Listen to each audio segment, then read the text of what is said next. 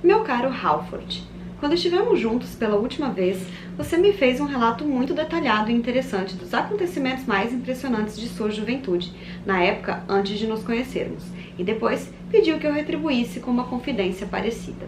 Oi gente, tudo bem? Eu sou a Ana Lu e eu li A Senhora de Wildfell Hall, da Anne Brontë, com tradução para o português da Júlia Romeu.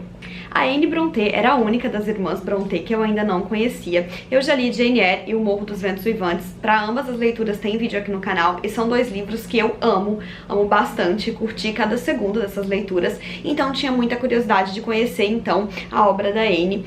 A Ju Spor, minha amiga, é muito apaixonada por esse livro e eu lembro que a gente estava bem próxima na época que ela estava lendo e eu cheguei a querer comprar o livro desde aquela época. Algum tempinho depois eu ganhei de presente da minha tia e ele ficou então ali um tempão marinando na estante até que eu finalmente fizesse a leitura, porque eu sei que eu já tinha lido as outras duas grandes obras das Brontë e essa seria a que completaria a tríade. Eu sei que existem outros romances, até o Agnes Grey, que é da própria Anne, mas Jane Eyre, O Morro dos Ventos Uivantes e esses daqui são os três principais. Eu não queria acabar com essa fonte, então fiquei olhando para esse livro na estante um tempão, até que resolvi colocá-lo, encaixá-lo em uma das categorias do meu desafio de 12 livros para 2022 e resolvi ler logo no início do ano para tirar essa pedra da minha frente e finalmente entrar em contato com essa obra. De fato, eu gostei muito, muito desse livro. A Anne não deve nada às outras duas irmãs, eu não sei por que ela acaba sendo a menos conhecida, e hoje a gente vai falar um pouco sobre essa obra.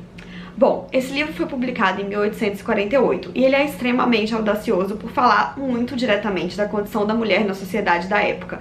A Charlotte Brontë também faz isso em Jane Eyre, de certa forma, mas é de uma maneira um tanto mais poética. A Jane Eyre, ela aceita um pouco mais a condição na qual ele coloca e basicamente fala sobre isso e reflete sobre isso enquanto passeia a cavalo num bosque, né? Então ela chega a pensar nisso, mas ela não coloca na mesa tanto quanto faz a personagem desse livro aqui, não sem muito sofrimento e sem precisar refletir muito sobre o assunto por muito tempo. O que acontece aqui? A gente tem uma narrativa do Gilbert, que na verdade tá escrevendo uma série de cartas pro seu amigo Halford para falar sobre um acontecimento da sua juventude. Como vocês viram, né, na primeira frase do livro que eu li no início, ele parece que tá devendo pro Halford uma longa história sobre sua juventude e começa então nesse momento a transmiti-la através de cartas. Ele tá então escrevendo essas cartas falando um pouco sobre o que aconteceu com ele, que na verdade tem como foco a vida de Helen Graham, uma moça muito misteriosa que se muda para um casarão que estava abandonado há muitos anos ali na região em que ele mora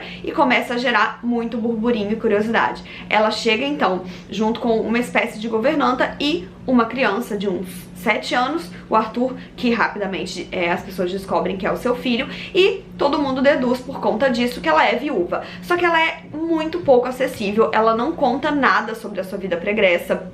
Ela não quer falar sobre a possível morte do marido, o que foi que aconteceu, como que ela tá. Ela quer, na verdade, conviver com aquelas pessoas o mínimo possível. O que acontece é que, como uma boa cidade do interior da Inglaterra, a chegada de uma pessoa nova vira o único evento possível e ninguém quer deixar essa mulher em paz. Todo mundo quer marcar 1000 sociais, todo mundo quer fazer infinitas perguntas pra ela, pra entender a sua vida, pra entender como que ela chegou ali, porque claro que ela vira a única novidade, o único ponto de interesse no momento. E todas as pessoas ficam extremamente curiosas sobre a vida dela e o Gilbert, por sua vez, vai ficando cada vez mais obcecado. Ele tinha ali uma pretendente e ele, né, rapidamente esquece da existência dela porque ele fica completamente apaixonado pela Helen, assim, à primeira vista, e ele quer saber sobre a vida dela de qualquer jeito. Não demora muito, começa a circular boatos de que na verdade ela não é viúva, e sim ela abandonou o lar, fugiu com a criança e largou o marido pra trás, e o Gilbert se recusa veementemente a acreditar nessa possibilidade. Ele começa defendendo ela arduamente entre o seu círculo dentro da sua casa, mas um dia, quando ele chega na casa dela, ele vê uma cena que rapidamente o faz mudar de ideia. Afinal de contas, os homens estão sempre certos, eles podem cometer o juízo de valor que eles quiserem sobre qualquer mulher, e ele, de uma hora pra outra, assim, começa a odiar essa mulher, não permite que ela dê explicações. Tudo que ela consegue fazer, porque ela também já se afeiçoou minimamente a ele, é entregar o diário e falar: se você quer a minha versão da história, leia o meu diário. E aí, então, grande parte do eixo central do livro é a leitura desse diário, que ele, obviamente, está transcrevendo em carta pro senhor Halford, e é a partir do diário então que a gente vai conhecer toda a vida pregressa da Helen, quem é essa mulher, o que afinal aconteceu com ela, e também é a partir disso que a gente vai entender como que ela formou suas convicções tão profundas que ela tem sobre a vida e a sociedade e que ela não tem medo de colocar. Tem um diálogo logo no início do livro que eu separei aqui, tá nas páginas 38 a 41, que é muito interessante e o tipo de coisa que faz a obra ser tão ousada, né? Ela tá numa social, então na casa da família do Gilbert, e os homens começam a oferecer bebida pro seu filho Arthur, vinho, né? Eu achei assim estranho, eu não sabia que era tão natural que crianças bebessem bebidas alcoólicas na época, mas eles querem de qualquer jeito que a criança beba, e ela veementemente se posiciona e fala que não, que o menino não vai beber, e que ela arrumou um jeito de conseguir fazer isso, né? Porque ela acabou forçando ele a beber álcool em alguns momentos ruins da vida dele, pra que ele criasse essa ojeriza a esse tipo de bebida e então se mantivesse afastado dela para sempre. E os homens todos começam ali a contrariar isso, dizer que ele vai ser meio frutinha, porque um homem precisa desse tipo de coisa, e ela fala que não, que ela prefere privar o filho de qualquer tentação que possa levar à perdição, e eles têm então um longo diálogo sobre o que na verdade seria virtude, seria não ter acesso às tentações ou ter acesso a elas e saber dosar. E aí ela rapidamente coloca, então, que é muito engraçado, então, né, que esse tipo de virtude só pode ser construído pelos homens, porque a eles é colocadas todas as tentações possíveis, enquanto as mulheres, que são tidas como sexo frágil, não têm acesso a nada e precisam criar virtudes de outra forma. Então aí, logo de cara, assim, no livro e na entrada dela nessa nova sociedade, ela já faz questão de colocar sem papas na língua tudo que ela pensa sobre a sociedade e como a sociedade trata mulheres e homens de maneiras completamente diferentes. E é só quando a gente lê o diário dela e entende o que aconteceu na vida dela é que a gente vai saber qual é o pano de fundo e por que é que ela pensa assim, e não construir toda essa reflexão e esse posicionamento também não foi fácil pra ela. Ao longo das passagens do diário, que são muito doloridas, a gente vai entendendo tudo que ela passou na vida e como ela aprendeu a duras penas que os homens podem fazer tudo e as mulheres são relegados poucos direitos e apenas deveres, deveres, deveres, não só por parte da sociedade, mas também por parte da religião. A Anne era bastante religiosa, todas elas na verdade, mas a Anne parece que era a mais entre as três, e ela vai colocar muito o peso da religião sobre a vida das pessoas, mas principalmente das mulheres. O livro é cheio de passagens bíblicas, de salmos e enfim, e eu fiquei em dúvida até um pouquinho se ela colocava isso como ironia, mas não, ela colocava como uma pessoa que acreditava mesmo em tudo aquilo, mas refletindo sobre como acabava sendo mais pesado sobre as mulheres que estavam sempre, e ainda estão, né, em determinados graus, sob a sombra de muitos julgamentos, mesmo quando elas estão tentando fazer de tudo pra, enfim, para que a vida seja melhor para todos os envolvidos.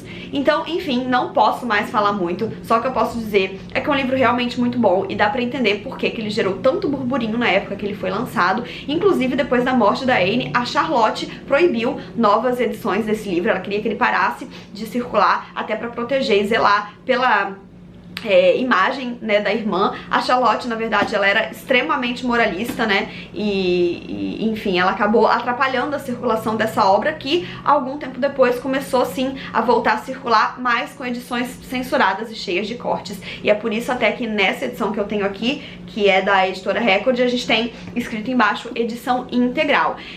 Tomem cuidado se vocês tiverem curiosidade de ler esse livro, porque eu comecei a ler junto com uma amiga e só por causa da minha edição ela descobriu que a dela na verdade estava cheia de cortes. Por quê? Porque essas edições publicadas com cortes também chegaram aqui no Brasil e começaram a ser traduzidas, né? Então tomem cuidado quando vocês forem escolher a edição de vocês. Outro ponto que pode gerar dúvida é em relação ao título do livro, porque na maioria dos casos ele é publicado como A Inquilina de Wildfell Hall. Essa é a única edição que é publicada como A Senhora de Wildfell Hall. E eu confesso que enquanto eu fiz a leitura, eu pensei por muito tempo que na verdade o correto era Inquilina. Depois mudei de ideia, mas ainda depois, conversando com as minhas amigas Ju Spor e Mel Ferraz, eu entendi que, na verdade, a minha percepção foi meio equivocada e o nome que faz mais sentido mesmo é A Inquilina, e que, na verdade, até a Júlia, como tradutora desse livro, preferia A Inquilina e por outros motivos ele acabou ficando como A Senhora, mas trata-se do mesmo livro. De qualquer forma, recomendo bastante essa edição aqui. E é isso, assim, esse acabou sendo o meu menos favorito livro entre esses três.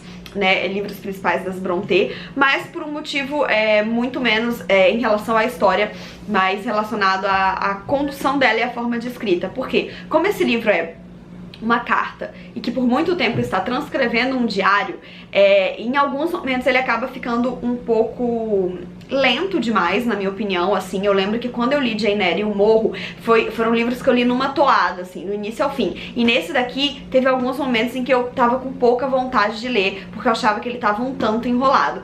E também, eu sempre acabo tendo um pouco de aflição desses livros que são escritos por cartas, porque eu acho muito pouco crível cartas e diários que escrevam diálogos, assim, nos mínimos detalhes. Então eu sempre penso rapidamente que, ai, meu Deus, ninguém estaria escrevendo assim numa carta ou num diário com esses diálogos minimamente transcritos. Mas, enfim, acabei dando 4 estrelas pra ele, mas aqui falando, acho que eu já mudei de opinião. Ele é sim um livro 5 estrelas, por tudo que ela traz aqui, por toda a temática e por toda a coragem que ela teve de colocar luz sobre todos esses fatos. É um livrão que eu recomendo muito a leitura.